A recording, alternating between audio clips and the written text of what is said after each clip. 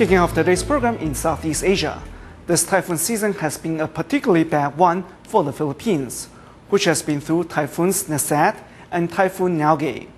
The town of Calumpit on Luzon Island's Bulacan province has been flooded since the end of September.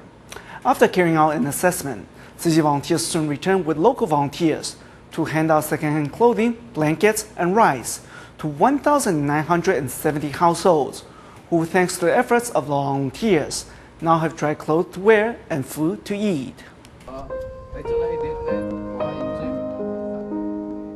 The typhoons are gone, but the misery for many Filipinos continues unabated, with many unable to return home, as floodwaters have yet to recede.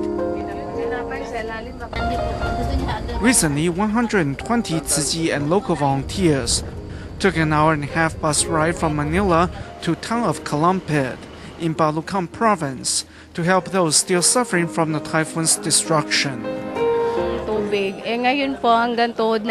We would have to hop from rooftop to rooftop. Now the waters have receded somewhat. Before it was all the way up to the roofs of our houses. Now it is only knee-high. But life is still hard as we have no electricity. After an assessment of the disaster zone, volunteers return with supplies that will meet the immediate needs of those living here.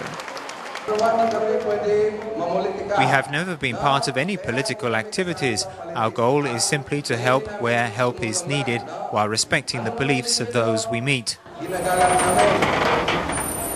This time around, volunteers bring exactly the supplies that the victims desperately need, including rice, second-hand clothing, soap, and warm blankets.